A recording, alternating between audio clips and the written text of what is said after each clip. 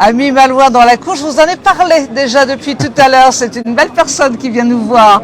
Laurent Bignola, journaliste à France Télévisions pour France 3, là présent ici à Saint-Malo. Bonjour Laurent. Bonjour François. Mais quelle joie de te revoir Laurent. Je ne sais pas si vous vous souvenez, mais Laurent il était avec nous au moment du confinement. Il nous a envoyé sa pêche, exact. Sa bonne humeur, tu te souviens? Ouais, parce que Saint-Malo me manquait. Ah bah oui, et tu manquais à Saint-Malo. C'est mignon. La femme est bonne? Ouais, excellent. Puis quand on arrive ici, là, tu vois, ça fait quelques heures que je suis arrivé.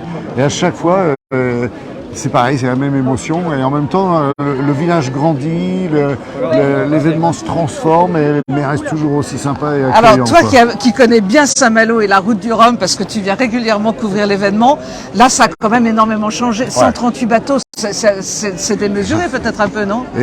Non, c'est pas démesuré. Je pense que c'est la hauteur de l'événement. Puis avec des tribunes aussi. Incroyable. Aux écluses. Aux écluses. 70 000 mètres carrés de stand, incroyable. Oui, et puis une organisation hyper présente avec le sourire et l'efficacité. Très sérieux. Non, sympa, vraiment.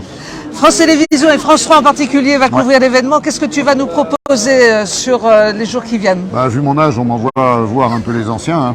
Et, j'ai le plaisir de retrouver pour cette émission qui sera diffusée samedi au moment du passage justement des écluses, la sortie du SAS, etc. D'aller sur le bateau déjà de Charlie Dalin, qui a été un second heureux, mais un petit peu malheureux quand même après son Vendée Globe, et qui a dit que cette course allait transformer. Donc on va voir. Juste à la veille de la route du Rhum s'il a été réellement transformé. Et puis effectivement c'est un des favoris pour beaucoup en IMOCA. Et puis j'irai voir mon vieux copain Philippe Poupon aussi, parce que Philippe est là avec le bateau Flo pour le tournage du film consacré à Florence Artaud, et il a le bateau Pierre Ier, ex-Pierre Ier, sur lequel effectivement Florence avait remporté à toute catégorie cette route du Rhum, et puis ça reste la seule femme à avoir réalisé. C'était en 1990 déjà. Exactement. Et Philippe, il était juste derrière, il était deuxième. Mais là cette fois-ci il ne sera pas derrière le bateau, il sera dessus. Il sera dessus. Avec l'esprit de Flo qui reste avec nous, parce que c'était aussi le personnage qu'on aimait rencontrer ici à Saint-Malo.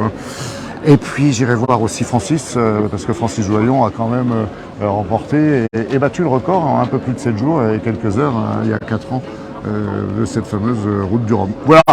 Et puis de l'ambiance, parce que moi j'adore quand on montre l'ambiance que vous les Malouins vous êtes capables de mettre ici. Ah oui, alors ça, l'ambiance, et puis l'ambiance il va y en avoir, parce que ça continue. Alors tu sais que tous les matins, on fait ici, sur la page des Malouins dans la course, une petite rubrique qui s'appelle les potins des pontons. Alors je t'invite on fait ça avec Serge Gerbin, qui est le speaker officiel. Voilà. Je me régale. Les potins des pontons tous les matins à 10h. Viens donc demain, si tu es par là, on sera content de t'accueillir. Et puis, est-ce que tu seras sur l'eau au moment du départ? Alors, je pense pas, parce que pour différentes raisons.